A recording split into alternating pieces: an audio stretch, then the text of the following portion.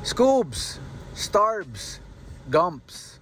Alam nyo ba ibig sabihin ng mga yon? Well, tinuro sa akin ng friend ko kaya share ko rin sa inyo.